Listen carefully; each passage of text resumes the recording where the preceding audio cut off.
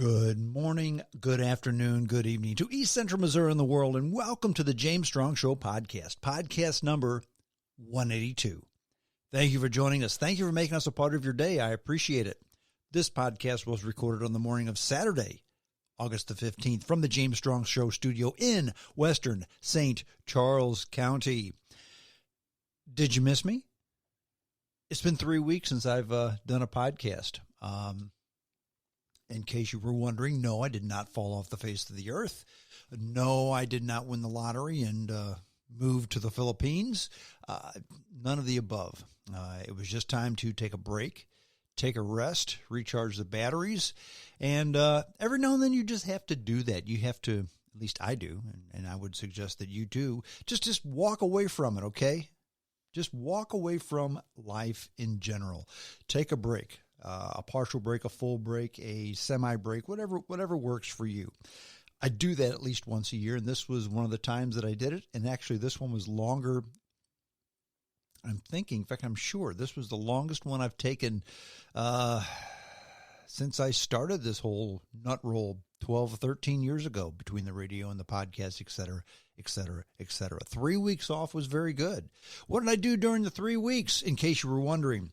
Well, I took a vacation. I took a breath.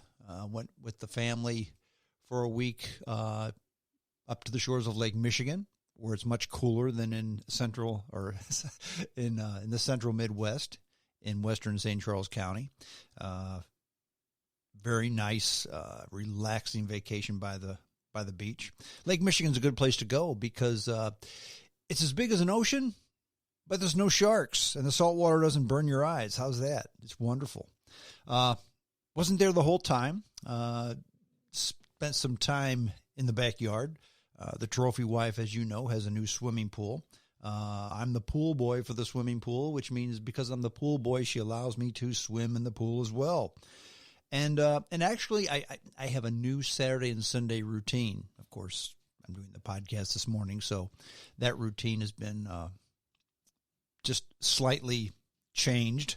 But usually on Saturday and Sunday, I work until noon. I guess this podcast is working. Sure it is. But I work until noon, and then that's it. I'm done. We go to the pool, and I get in my raft, and I generally take a nap in the pool. It's very nice. It's very relaxing. During this 3 weeks, you've probably not seen me on many social media sites, an occasional post here or there, but for the most part, I've been absent. It works well. It helped me clear my mind from the social media poison, and it is poison for the most part. Look, I'm active on Facebook. I like Facebook. I like Twitter. I like social media.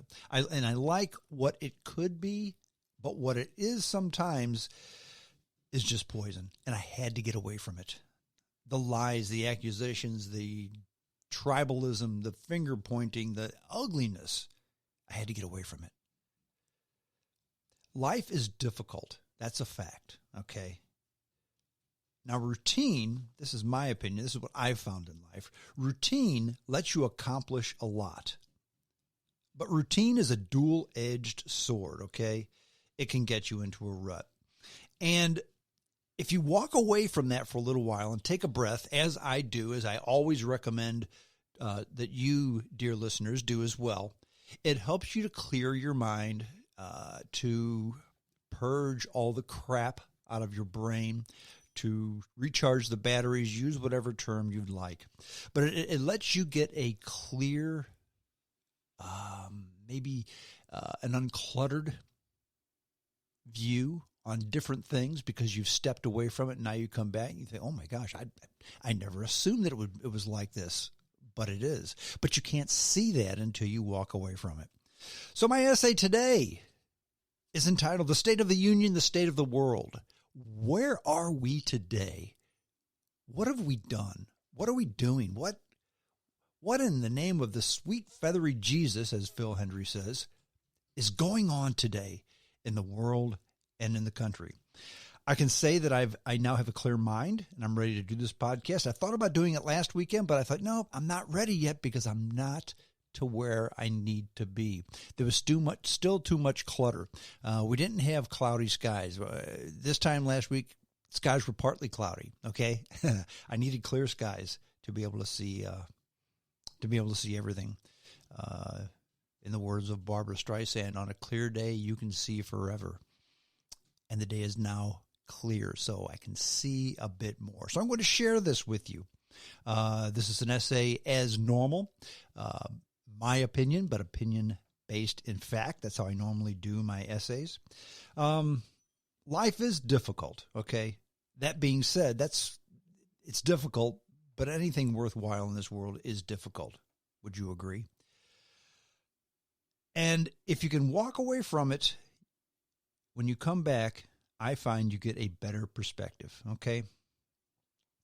One of the few Facebook interactions that I did do whilst on my hiatus, I responded to a post by my good buddy James Gray Falcon. Good guy, smart guy. He was posting about something, and it was just troublesome. And I posted a photo of my view from Lake Michigan on the deck while sipping coffee. And basically I said, you know what, here I am, I'm relaxing, and this is why this doesn't really bother me too much. And his comment was interesting. His comment was, and I'm paraphrasing. So, James, if you're listening, please don't think I'm misquoting you. I'm paraphrasing, okay? Conservatives seem to be laid back, healthy eating, well-rounded individuals today. And he's right. Now, it used to be different. It really did.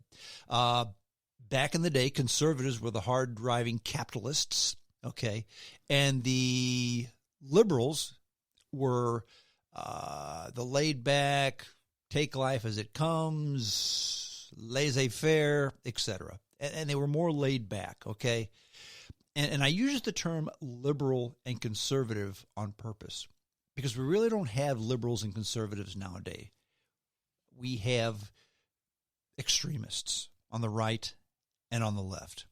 I mean, you can be a conservative and have liberal ideas. You can be a liberal and have conservative ideas. Conservative and liberal, if you remember, if you look at the true meaning of conservative and liberal, conservative doesn't mean neocon, and liberal doesn't mean communist.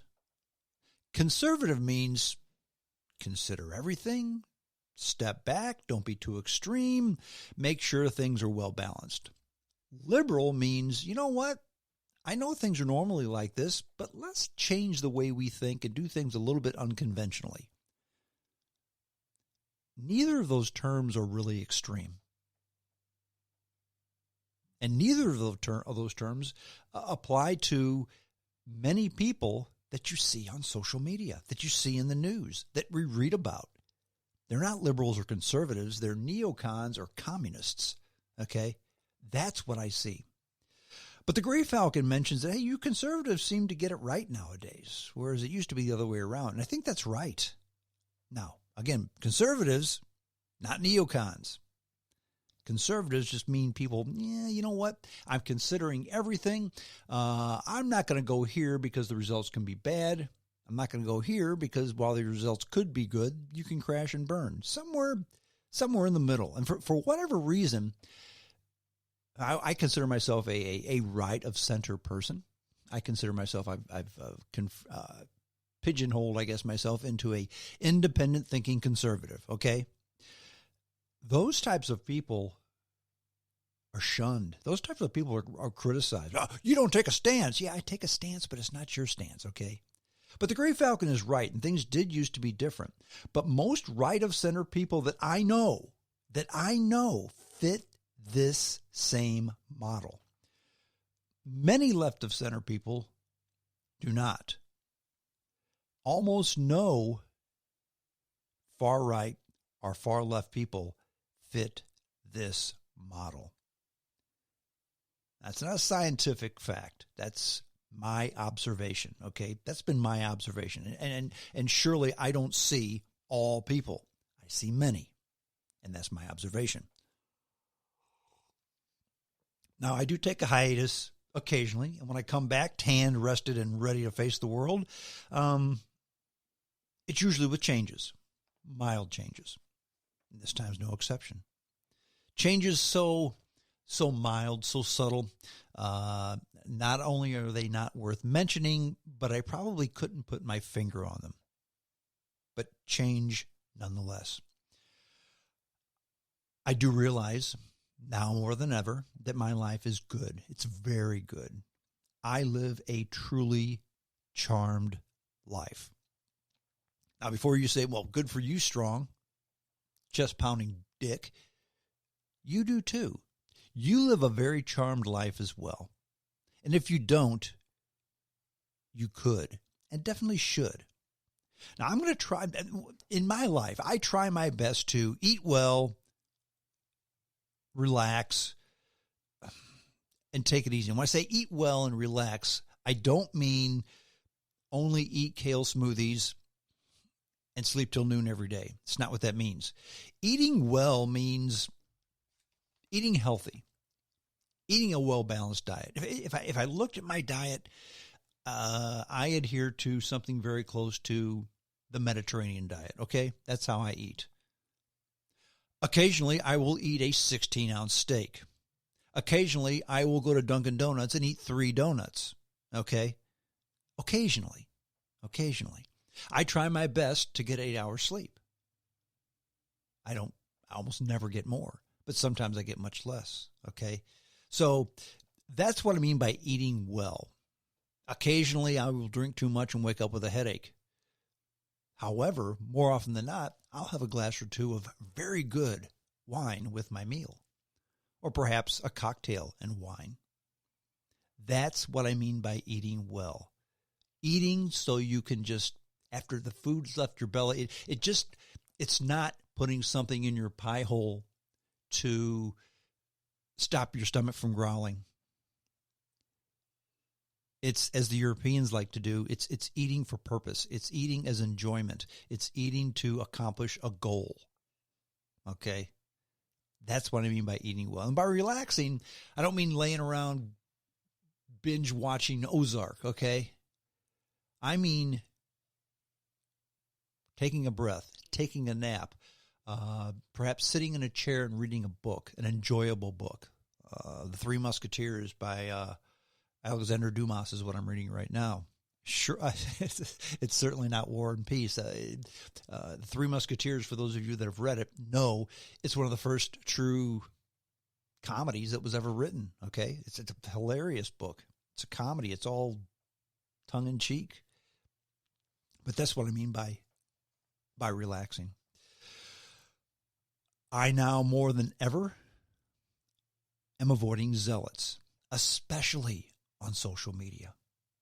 Most zealots I find are on the left, but not all. Many are on the right. They're angry. And I'm not sure why. But you know, it's they lie, they misrepresent, they just troll and torch everything that is not 100% in compliance with what they believe, okay? Now, I love to discuss stuff with people. I love to discuss. In fact, if you notice, a lot of times there'll be people that will post something on Facebook that I agree with 100%. I'll like it. I rarely comment on it because there's nothing more to add. You've said something. I like it. I enjoy it. Good for you. The like means thumbs up. Thanks for posting that. I appreciate the effort. If it's different than what I believe, I'm going to give an opinion on it sometimes, okay? But again, it's a discussion. It's not an argument. And if you discuss stuff, that's cool. But I will not argue. I will not name call. I will not lie. I will not respond to people who don't listen. In other words, if you want to discuss something with me, but you name call and you lie, or you're not listening to me, I'm out.